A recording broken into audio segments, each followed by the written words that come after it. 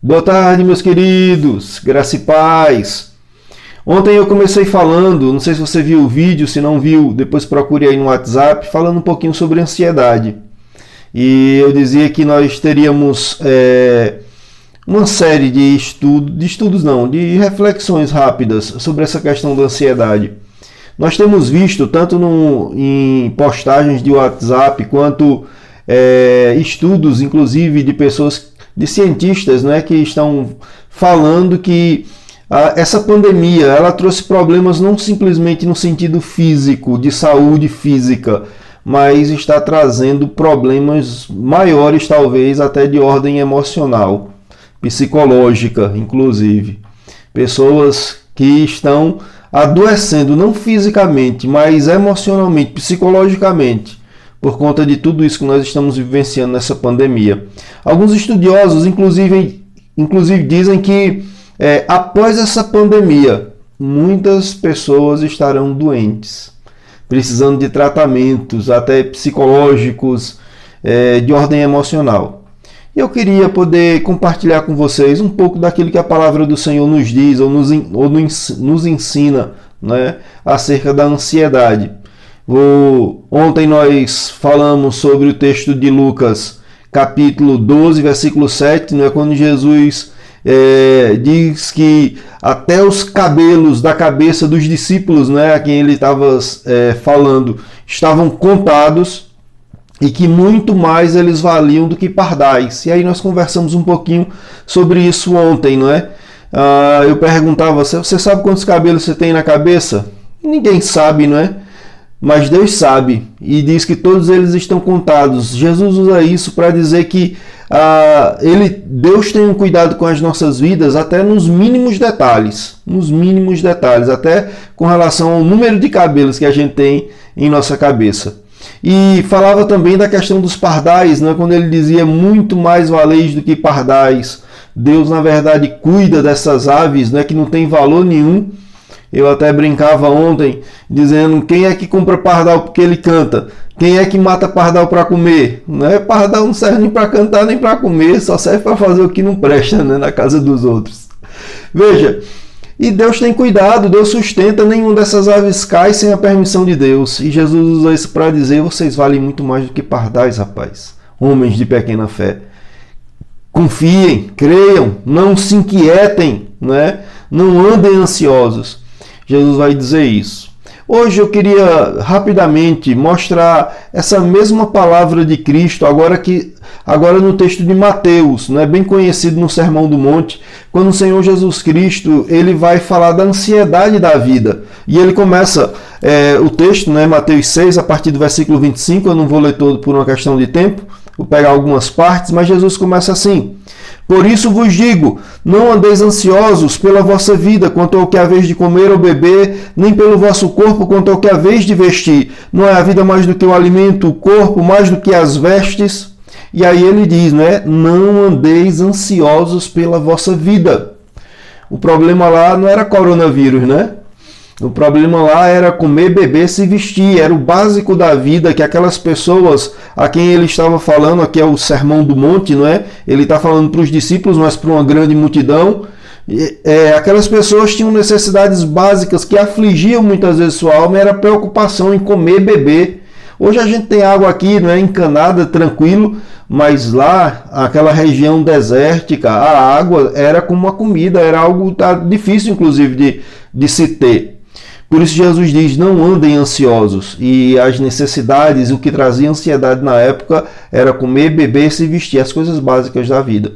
Para a gente hoje, talvez não seja essas questões, né? E talvez seja, né? Tem momentos aqui que a gente perde emprego ou está com dificuldades financeiras e comer e beber se torna algo também que inquieta o coração.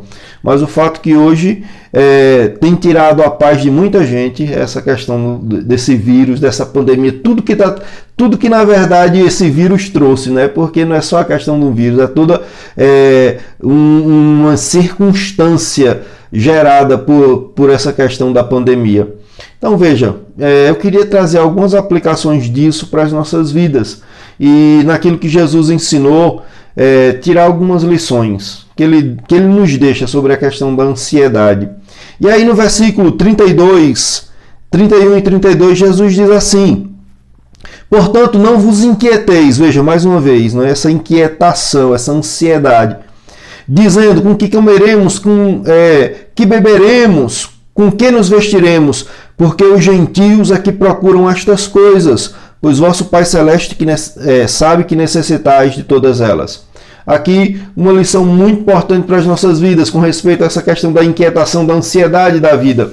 Veja, Jesus vai dizer, talvez a lição para as nossas vidas seja essa: nós não devemos andar ansiosos, porque quem anda ansioso por essas questões que afligem a alma, não é, que afligiam ali a vida daquelas pessoas, o comer, beber, o se vestir, hoje, aquilo que tem afligido nossas almas, quem muitas vezes andam inquietos, não é, ansiosos. E Jesus vai dizer, são os gentios que não conhecem a Deus.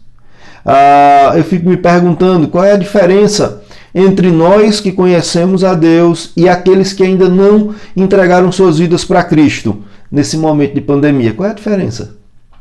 Porque se não houver nenhuma, se a diferença não existir, a gente se angustia da mesma forma, qual é a diferença nossa para eles? Não é? Qual é?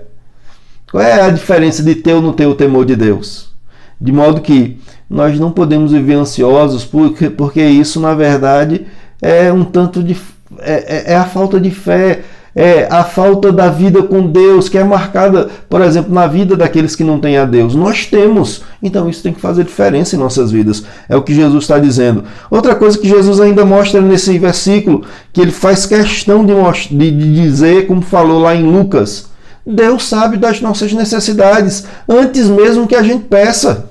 Deus, ele sabe. Ele gosta muitas vezes que a gente se humilhe, peça, reconheça, coloque diante dele. Mas ele sabe, Deus sabe do que todos nós estamos passando. Deus sabe do que você está passando. De modo que isso tem que, inclusive, trazer paz, tem que trazer conforto para os nossos corações. Deus sabe, Deus não está alheio ao que você está passando, ao que todos nós estamos passando, certo? Essa é a primeira lição, mas uma outra coisa que Jesus também nos ensina, no versículo de número 27, quando ele diz assim: qual de vós, por ansioso que esteja, pode acrescentar um côvado ao curso da sua vida? Qual de vocês, por mais ansioso que esteja, pode alcançar aí pode acrescentar alguns centímetros ali ao curso da sua vida? Não pode, não é? A ansiedade, a inquietação, não é? Essa angústia do coração e da alma, por momentos que nós passamos tantas vezes, não acrescenta nada às nossas vidas, não ajuda em nada em nossas vidas, pelo contrário, não é?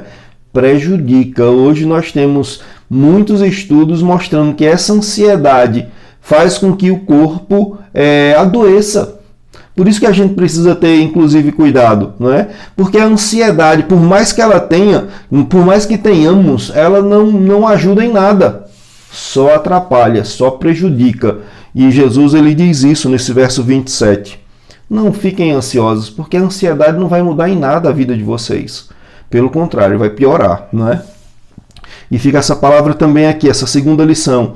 E por último, para não ficar muito extenso o vídeo, já está aí acho que em 8 minutos, Jesus encerra essa mensagem, né, da ansiedade no versículo de número 34, quando Jesus diz assim: portanto, não vos inquieteis com o dia de amanhã, pois o amanhã trará os seus cuidados, basta ao dia o seu próprio mal. Veja, não vos inquieteis, perdão, com o dia de amanhã, pois o amanhã trará os seus cuidados, basta ao dia o seu próprio mal.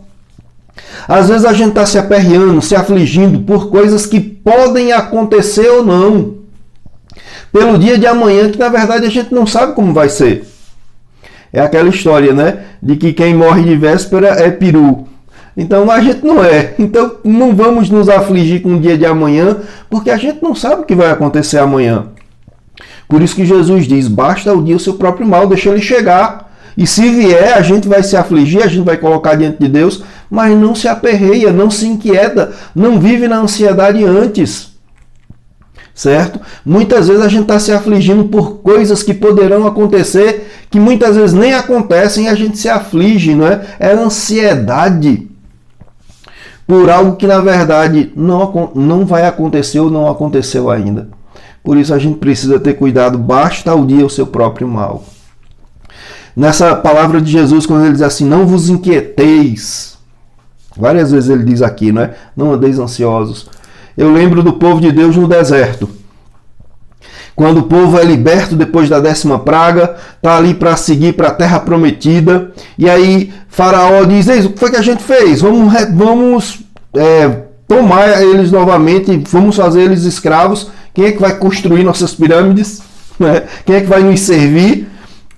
Faraó agora pega todos os seus cavaleiros, todos os seus carros de guerra e vai em encontro ao povo de Deus, né? E eles estão aonde? Por ordem de Deus, na frente do Mar Vermelho.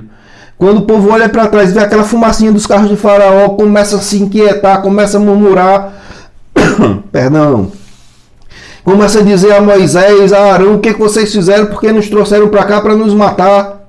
E aí a palavra de Moisés é, se aquietem, se calem, se aquietem, porque hoje vocês vão ver o livramento de Deus. Esses que vocês estão vendo agora, nunca mais se tornarão a ver. E é quando ele toca ali com um cajado no Mar Vermelho e aquele mar se abre e aquele povo passa pé enxuto. Não vos inquieteis. Salmo 46, o Senhor diz, aquietai-vos, sabei que eu sou Deus, eu sou exaltado na terra, eu sou exaltado entre vocês. Não se aquietem, saiba que eu sou quem eu sou Deus. E eu deixo essa palavra para mim e para você, meu querido.